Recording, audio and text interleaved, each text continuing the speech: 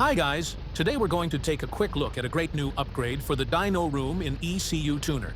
The new feature is called Steady State RPM. With this mode, we can lock the dyno to any RPM we want. The dyno will then automatically adjust the preload, so the engine never goes over the selected RPM. This is extremely useful for precise tuning, because it lets us focus on specific RPM points and tune our maps much more accurately inside ECU Tuner. It also helps us squeeze out the maximum performance across the entire RPM range, making the car stronger, smoother, and better optimized in every part of the map.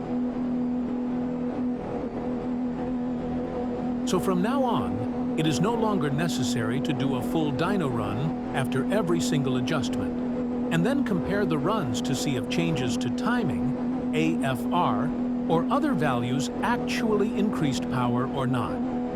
From today, the whole process is much simpler. We only need to set the desired steady-state RPM, then control the throttle pedal to reach the exact map load area we want to tune. This means we are tuning only the horizontal values in the map, while staying locked on one specific steady-state RPM row.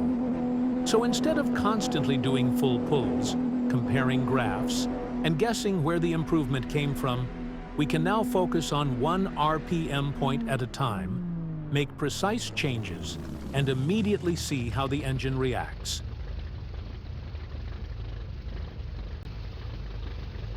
To make the tuning process even easier, we also added live data for current torque and current power directly on the dyno room screen, and also inside the ECU Tuner dyno room window.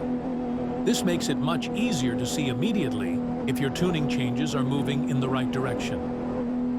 From this version, we also reworked the partial throttle behavior for turbocharged engines. In standard Assetto Corsa behavior, turbo cars can sometimes show full boost even at low throttle input, for example around 30% TPS. But even if the boost gauge shows full boost, the car still behaves like the power is heavily limited by throttle position. In real turbo tuning, this is not always correct.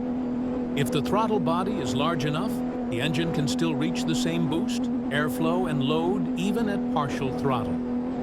In that case, the engine should be able to produce much closer to full torque, even if the throttle is not fully open. That is why ECU Tuner now uses a more realistic turbo power calculation, where boost pressure, engine load, and airflow have a much stronger influence than TPS alone. The result is much more realistic behavior during partial throttle boost conditions, better drivability, and more accurate tuning results.